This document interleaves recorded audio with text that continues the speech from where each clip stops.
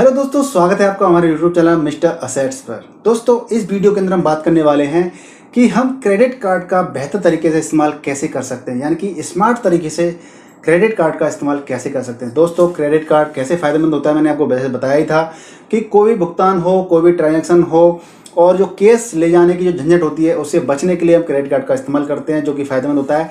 लेकिन दोस्तों, अगर आप स्मार्ट तरीके से, केयरफुल तरीके से अगर आप क्रेडिट कार्ड का इस्तेमाल करते हैं तो आपके लिए ज़्यादा फायदेमंद होगा। तो दोस्तों, इसमें जो सबसे पहला जो मैं आपको पॉइंट जो डिस्कस करने वाला हूं आपसे, वो ये है, सही खरीद के लिए आपको सही क्रेडिट कार्ड का इस्तेमाल करना चाहिए। दोस्तों, अगर आपकी जो इनकम होती है, अगर आपका उसका ज़्यादातर हिस्सा आपका पेट्रोल डीजल में चला जाता है, तो आपको फ्यूल क्रेडिट कार्ड का इस्तेमाल करना चाहिए, जिससे कि उससे जो मिलने वाले जो बेनिफिट्स होते हैं, जो कैशबैक होते हैं, जो सरचार्ज को डिस्काउंट जो माफ़ करता है, वो जो फ्यूल ऑयल कंपनियां डिस्काउंट देती हैं हमें, तो आपको फ्यूल क्रेडिट कार्ड का इस्तेमाल करना चाहिए। अगर आपको शॉपिंग करने का ज़्यादा शौक है तो आपको शॉपिंग क्रेडिट कार्ड का इस्तेमाल करना चाहिए, जिससे कि जो शॉपिंग कंपनीज होती हैं जिनसे आप शॉपिंग करते हैं, तो वो आपके लिए डिफरेंट कैशबैक्स, रिवॉर्ड पॉइंट्स देती रहती हैं। तो आप उन रिवॉर्ड पॉइंट्स को रिडीम करके भी आप कैश में या कुछ आइटम को परचेज करने में उसको यूज़ कर सकते हैं।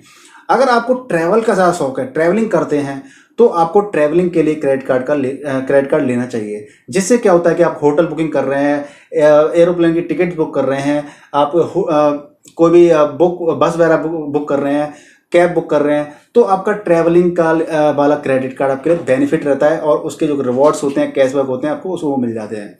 तो दोस्तों, इसी तरीके से आपको अपनी ज़रूरत के हिसाब से आपको उस क्रेडिट कार्ड का इस्तेमाल करना चाहिए, तो आप मैक्सिमम तरीके से आप बेनिफिट उठा सकते हैं। अगला है दोस्तों, ग्रेस पीरियड का इस्तेमाल प्रॉपर तरीके से करना। यानी कि जब आपका जो क्रेडिट कार्ड का जो बिल जनरेट होता है, जो उसका स्टेटमेंट जनरेट होता है, उससे आपको बिल जो भुगतान तिथि होती है, जब आपको पैसा पे करना होता है क्रेडिट कार्ड का, तो वो टाइम भी आपको इस्तेमाल में करने के लिए मिल जाता है। 15-20 दिन एक्स्ट्रा मिल जाते हैं आपको। यानी कि एक तरह से हम ये कह सकते हैं कि आपको टोटल 50 दिन मिल जाते हैं। अगर मैंने कोई सामान खरीदा तो करीब 50 दिन मेरे को मिल जाते हैं उस पेमेंट को करने के लिए। तो मतलब 50 दिन तक आप बिना किसी ब्याज के उस कैश का आप इस्तेमाल कर सकते हैं। जैसे मैंने कोई चीज़ खरीदी, बाई कर ली, कोई मोबाइल खरीदा मैंने, तो मुझे करीब 50 दिन मिल जाते हैं, मैक्सिमम 50 दिन मिल जाते हैं, जिससे मेरे को कोई ब्याज नहीं देनी है, कुछ नहीं देना है। तो आप उस टाइम पीरियड का इस्तेमाल कर लीजिए। लेकिन एक चीज़ ध्यान रखिए कि जब भी आपकी जो क्रेडिट कार्ड की जो बिल स्टेटमेंट जब जनरेट होते हैं, तो उसकी जो भुगतान तिथि होती है दोस्तों, आपको उस ऑन टाइम से पहले या टाइम पर भरनी चाहिए। अगर आप नहीं भरते टाइम से तो आपका सिविल स्कोर भी खराब होता है और आप पे लंबे चौड़े जो कहते हैं ना, भारी भरकम इंटरेस्ट लग जाती है। तो स्मार्ट तरीका यही है कि टाइम से क्रेडिट कार्ड का भुगतान कर दीजिए, लेकिन जो ग्रेस पीरियड मिल रहा है उसका भरपूर उपयोग कीजिए। दोस्तों, इमरजेंसी में हमें पर्सनल लोन का उपयोग करना चाहिए। अगर आपके पास कोई इमरजेंसी आ गई है और आपने क्रेडिट कार्ड से वो आइटम बाई कर लिया या क्रेडिट कार्ड से वो आपने पेमेंट कर दिया, तो दोस्तों आपको क्रेडिट कार्ड का जो लिमिटेड टाइम होता है उसी के अंदर आपको पेमेंट करना होगा। लेकिन आपने अगर बड़ा अमाउंट मतलब जो ले लिया, उससे एकदम से पेमेंट करने की जरूरत आ गई, कोई आवश्यकता आ गई आपको एक बड़ा अमाउंट की, तो आपको ऐसा करना चाहिए कि जो इमरजेंसी में जो कुछ कार्ड ऐसे होते हैं जो इमरजेंसी में आपको अलग से बेनिफिट प्रदान करते हैं, यानी कि उस कार्ड पे आपको एज ए पर्सनल लोन दे देते हैं। तो आपको कभी भी इमरजेंसी में जरूरत पड़ रही है ज़्यादा पैसे की, तो आप ऐसे कार्ड सर्च कीजिए जो आपको पर्सनल लोन दे दें उस कार्ड के बिहाफ पर, उस क्रेडिट कार्ड के बिहाफ पर। तो वो पर्सनल लोन लेना बेहतर रहता है। इनफैक्ट इसके बजाय कि आप उसी क्रेडिट कार्ड पे आप कोई पेमेंट कर देते हैं बड़ा, तो वो आपको चुकाना पड़ेगा टाइम पीरियड के अंदर। लेकिन आप उसी क्रेडिट कार्ड पे कोई ऐसा कार्ड बनवा लेते हैं जो आपका पर्सनल लोन की तरह आपको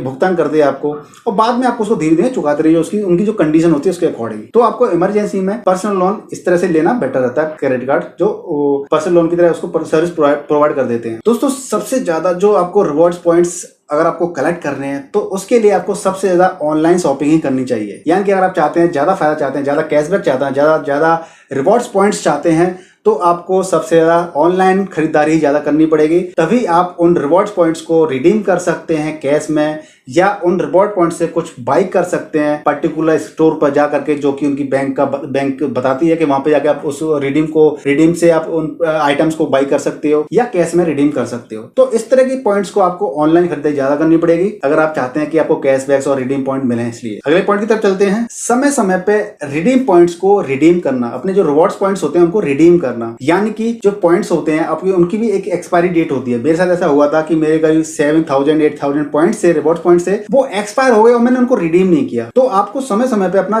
क्रेडिट कार्ड का जो प्रॉपर स्टेटस है वो देखना चाहिए कि मेरे जो रिवॉर्ड्स पॉइंट्स हैं उनको समय समय पर रिडीम कब करना है, कैसे करना है। तो वो सारी चीजें आप समय समय इन चीजों को ध्यान रखिए। अगर आप उनको रिवॉर्ड्स पॉइंट जो बनते हैं आपके, कई सारे क्रेडिट कार्ड से होता है कि और एक्सपायरी डेट नहीं होती है, कुछ में क्रेडिट कार्ड में एक्सपायरी डेट होती है, तो आप उनको समय समय पर रिडीम कर लीजिए। उनको आपको एज अ कैश में कन्वर्ट कर लीजिए, एज अ डिस्काउंट में कन्वर्ट कर लीजिए, या उनसे आप कुछ आइटम को बाई कर लीजिए। तो दोस्तों इस तरीके से आपको मैंने स्मार्ट तरीके से क्रेडिट कार्ड को यूज करने के कुछ फायदे बताए हैं। इसके साथ में कुछ रिस्क भी होते हैं जो मैं आपको, क्रेडिट कार्ड के जो नुकसान होते हैं वो आपको मैं किसी अगले वीडियो में आपको बताऊंगा। तो दोस्तों आपको मेरी बताई गई इन्फॉर्मेशन कैसी लगी मुझे प्लीज कमेंट करके बताइएगा। वीडियो को लाइक कीजिएगा, शेयर कीजिएगा और चैनल को सब्सक्राइब कीजिएगा।